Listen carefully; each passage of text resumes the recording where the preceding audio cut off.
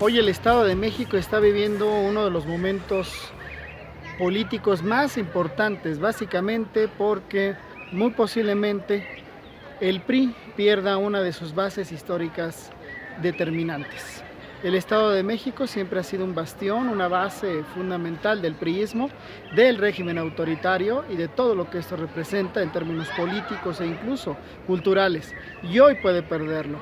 La situación electoral o de campañas electorales en el Estado de México para la gobernatura que se elige en junio de este año son un escenario que se está moviendo de manera muy interesante y muy vertiginosa. ¿A qué le apostó el gobierno federal de Enrique Peña Nieto?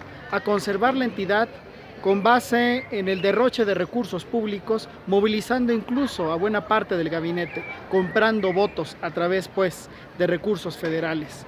Y también, sin duda, de potenciar el factor de una oposición débil, de una oposición bastante raquítica en un PAN y un PRD que no resultan fuerzas interesantes e importantes dentro de la identidad, un PT que es una caricatura y candidatos independientes que no tienen nada de independientes porque sabemos sus relaciones con el priismo local.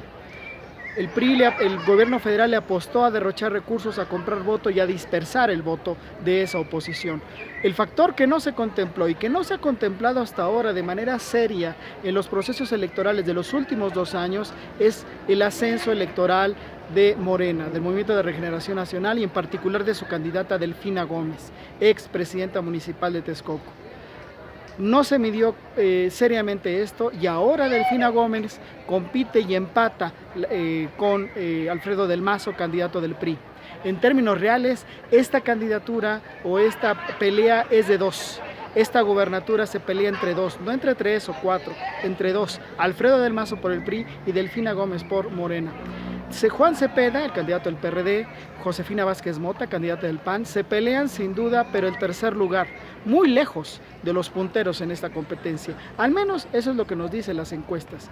Pero también hay que considerar que el voto mexiquense puede volcarse hacia las izquierdas, considerando que hay una crisis generalizada en el Estado, un ascenso de la pobreza, un ascenso de la violencia, un hartazgo frente a lo que ha sido la administración de Erubiel Ávila y del PRI en general en esta entidad.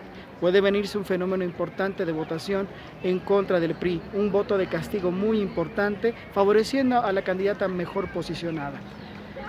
Pero, ¿cuál es el factor aquí? Que precisamente las encuestas nos dicen, al menos la mayoría de las encuestas nos dicen que hay un empate.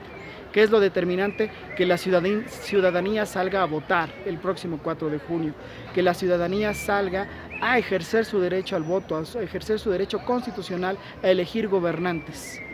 Cuando la gente vota, el PRI pierde.